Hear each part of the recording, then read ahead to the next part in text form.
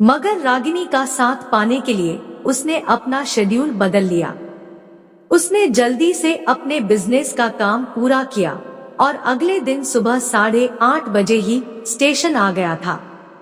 रागिनी 9 की जगह 10 बजे स्टेशन पहुंची और बोली, आप अभी तक यहीं पर हो? मैं सोच रही थी कि आप चले गए होंगे।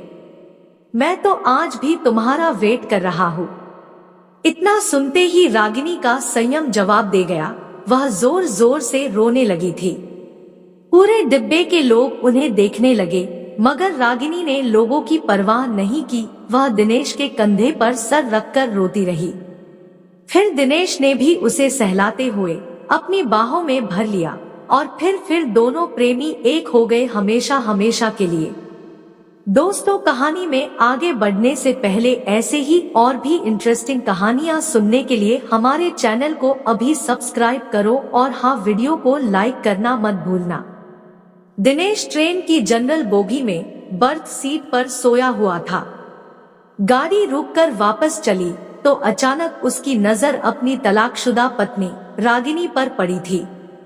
फिर पता नहीं कब वह उसके सामने वाली सीट पर आकर बैठ गई थी। 6 साल बाद वह उसे देख रहा था। वह बहुत कमजोर हो गई थी। उसने पुरानी सस्ती सी साड़ी पहन रखी थी, ना माथे पर बिंदी और ना गले में मंगलसूत्र। तो क्या उसने अभी तक दूसरा विवाह नहीं किया था? क्या अभी तक वह मेरी तरह अकेली ही है? दिनेश ऐसा सोच ही रहा था कि तभी रागिनी की नजर उस पर पड़ी। नजरें मिली तो दिनेश दूसरी तरफ देखने लगा। पता नहीं दिनेश के दिमाग में क्या आया कि वह सीट से नीचे उतर आया और रागिनी के पास बैठे लड़के से कहा वो ऊपर वाली सीट पर चला जाए। लड़का मान गया। तब दिनेश रागिनी के पास बैठ गया। बैठते ही दिनेश बोला, रागिनी कैसी हो?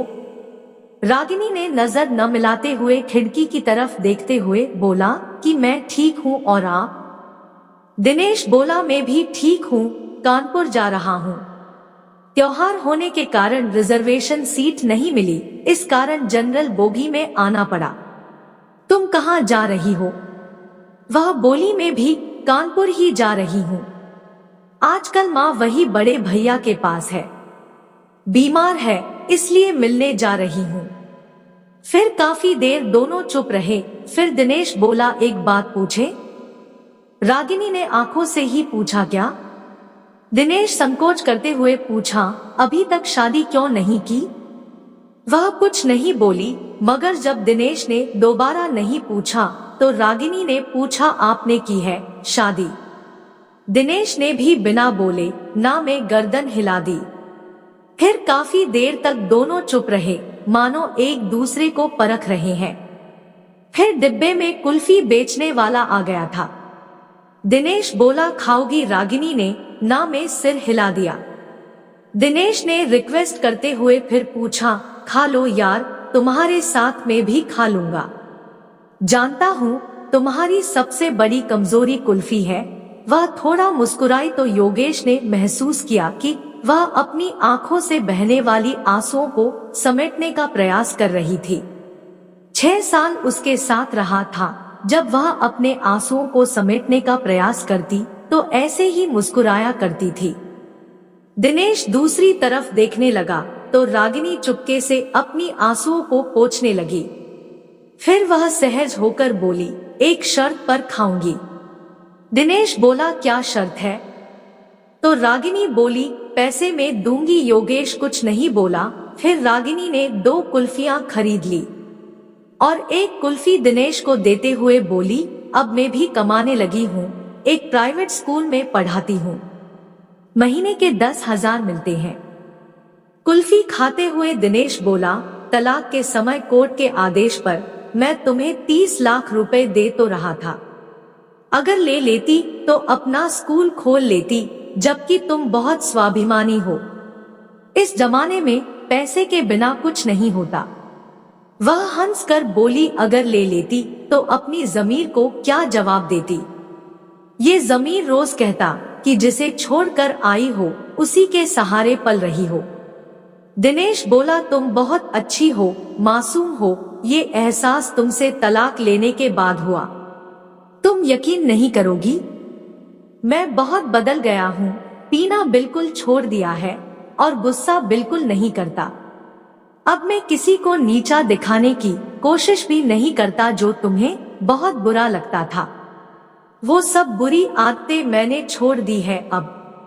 वह उदास होकर बोली, अब क्या फायदा, जब मैं मना किया करती थी तब आप मेरी एक भी बात नहीं सुनते थे।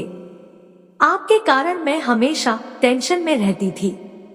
इसी कारण मुझे 2 बार गर्भपात भी हुआ था, वरना आज मेरे भी 2 बच्चे होते थे। एक 7 साल का हो गया होता और दूसरा 6 साल का होता, कहकर वो रो पड़ी।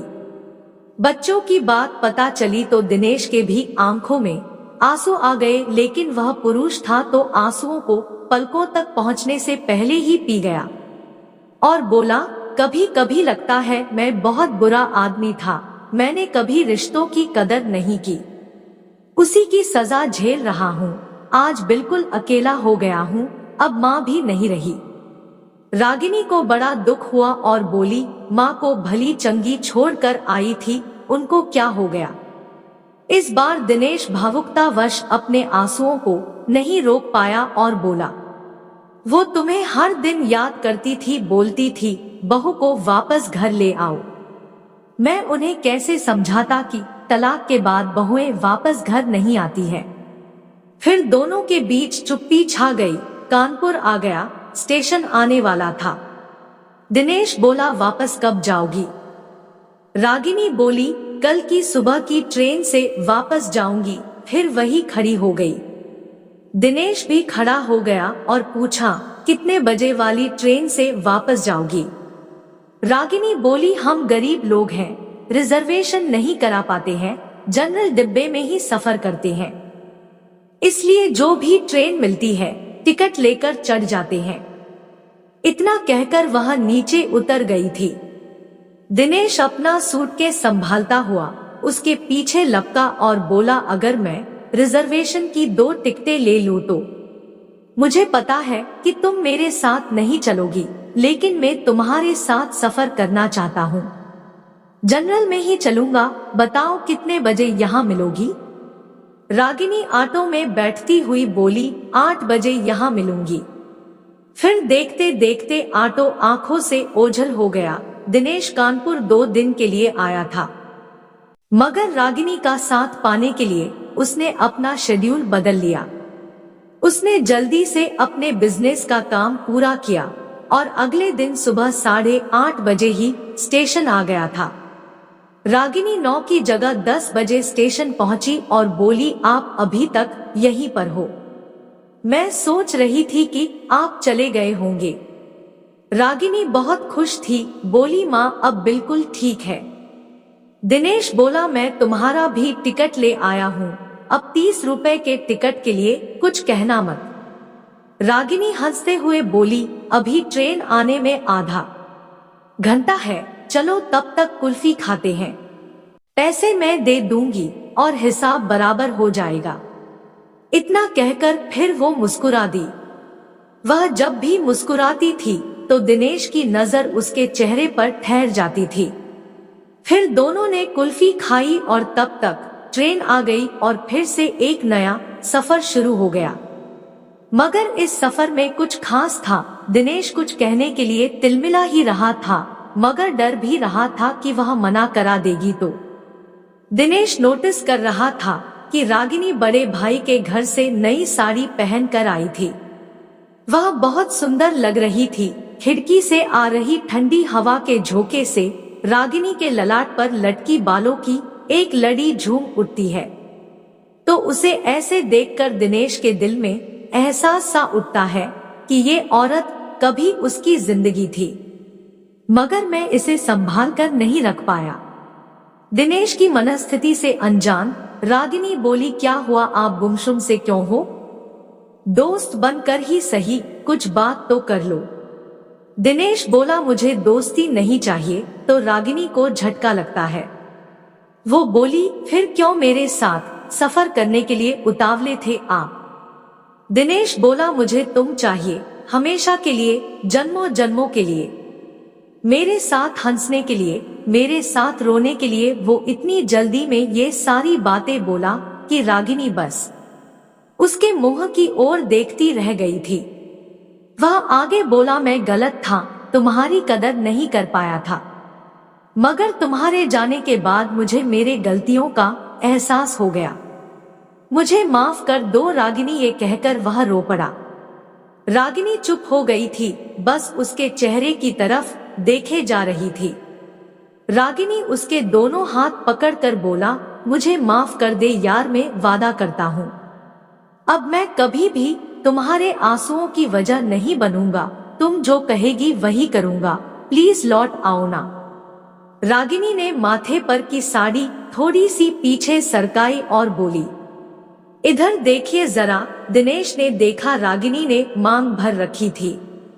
वह बोली, मैं जानती थी आप यही सब करोगे, मैंने कल ही सोच लिया था कि अब अकेले चलने के दिन खत्म हो गए, मेरा हमसफर लौट आया है, अब आगे का सफर उसी के साथ तय करना है मुझे, थक गई हूँ मैं अब अकेले चलते चलते, कहते हुए वह अजीब सी मुद्रा में मुस्कुराने लगी।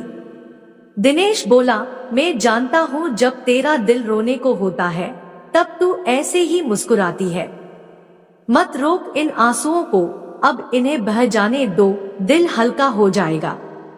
इतना सुनते ही रागिनी का संयम जवाब दे गया, वह जोर जोर से रोने लगी थी। पूरे डिब्बे के लोग उन्हें देखने लगे, मगर रागिनी ने लोगों की परवाह नहीं की, वह दिनेश के कंधे पर सर रखकर रोती रही। फिर दिनेश ने भी उसे सहलाते हुए अपनी बाहों में भर लिया और फिर दोनों प्रेमी एक हो गए हमेशा हमेशा के लिए। कुछ देर बाद रागिनी का गांव आ गया था। गाड़ी कुछ पल रुकी फिर चल पड़ी। रागिनी को अब वहां उतरना ही नहीं था।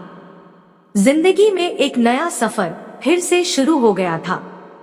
अब उसकी मंजिल मायका नहीं, पिया का घर था, जो वर्षों से उसके लौटने का इंतजार कर रहा था।